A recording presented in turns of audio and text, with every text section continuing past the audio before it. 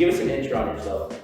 My name is Alexa Adams. I was born and raised in Lancaster, California, and the last team that I played for was FC Barcelona in Barcelona, Spain. How do you describe the soccer community in Palmdale? I think it's pretty close-knit just because we're kind of out from the rest of the world, it seems like at times, so you only have like this little area to rely on. Tell us about your journey of soccer. When did you start playing? So my parents actually started me playing soccer at the age of 4. I started on the typical AYSO team, and from there kind of just expanded out into different club teams. I did play for, my first club team was Thunder, and then I went to LA Premier and then Rust. What were some of the biggest challenges you faced in your youth soccer career? I would honestly say the exposure, because we are kind of in the middle of nowhere, it seems like at times, so you don't have a lot of exposure to kind of come across those opportunities that other people have in different cities. What do you think about a USL team coming to the AV?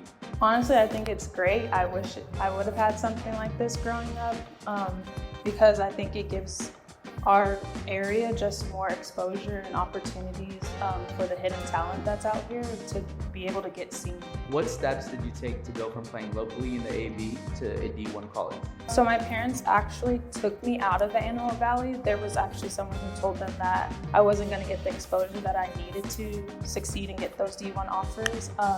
So I played on 3 club teams out here, and then when I went to high school, my parents took me out of the Antelope Valley and took me down to a team down in the valley, and then I was able to get a couple different D1 offers, and then I ended up committing to the University of Texas at Austin. When you went to Texas, how did you deal with the pressure in higher level of play? Was it difficult to adapt? It definitely is difficult to adapt. One of the first big things that I noticed I struggled with when I went to Texas was the weather. I went from this dry desert heat out here to just straight humidity and just different types of atmospheres, so having to adapt in that way, but also just the balancing the academic and athletic side. It's nothing compared to what you have to deal with kind of through your high school stages. When you get to college, you have a lot more classes, you have study hall hours, you have practice twice in a day, so you have a lot of things to balance throughout your week, plus the games, traveling, meeting with professors ahead of time to make sure you have all your homework and assignments before you travel for a week. So it was just a lot to adapt in those different areas. Tell us a moment in Texas that you hold special to you. I actually have 2. So both of them came from my freshman year. The first one I would say would be scoring the game-winning goal against UCLA. I think that one plays like a big part in my process and just something that's special to me because I got to play in front of basically my hometown, family and friends, and then being able to score that game-winning goal was kind of exciting.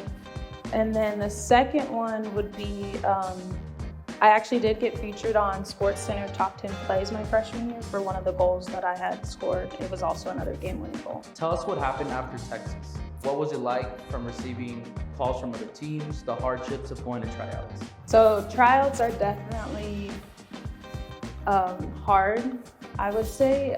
There's a lot of trial and error with it. You kind of get defeated at times because there's so many different teams asking you to come out, or you're attending these tryouts, and it just kind of sucks at times because the tryouts are always after the draft happens, so they kind of already solidified most of the positions, and there's literally only 1 or 2 people that they're trying to pick up from these tryouts. So it's a lot of trial and error. You can get picked up and then proceed into the training camps with them, and then still may not be able to reach that opportunity of making the full roster, but it's just a lot of trial and error, and you have to stay motivated through that process.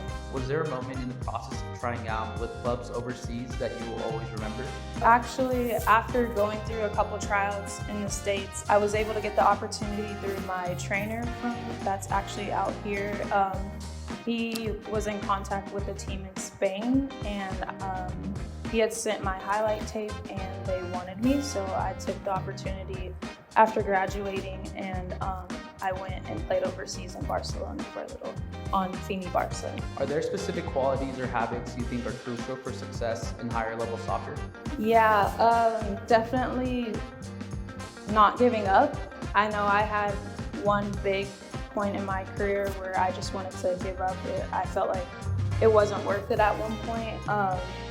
But basically, you just have to understand that it's a grind. It's a constant grind. You're gonna have times where you feel like you're at the lowest of lows, but grinding it out and being able to see yourself get out of that hole and reach the point where you can say that you succeeded is really the biggest thing. If you could go back and give yourself some advice, what would it be? I would honestly give myself more grace. I feel like being committed to the sport for so long, I missed out on a lot of opportunities in high school, like friend-wise. I was so dedicated to soccer. I would miss certain events and stuff with friends, but basically just enjoy the moment, honestly. Like, learn how to balance your personal and athletic life, because at the end of the day, you never know when your time with soccer is going to be done, and then it's going to tie down to the people that are around you afterwards. Looking back at your journey, what are you most proud of? I'm most proud of how far I made it, honestly. Like I said, coming from here, you don't see a lot of people really just make it out of here. So being one of the few that have, and just watching people that I knew, like Sam Johnson growing up and going to USC, like I knew that I wanted to be able to do something like that too and make it out of the AAU. But basically just understanding that it's all gonna work out the way it's supposed to work out. What advice would you give to young soccer players who are wanting to play at a high level? Enjoy the moment and understand that the grind never stops. When you get to the higher levels, there's people always trying to take your spot, always competing. You can't think that your talent alone is just gonna make it far. You have to put in the dedication and the hours to get there, but also give yourself that grace to have those days off and enjoy moments with everyone else.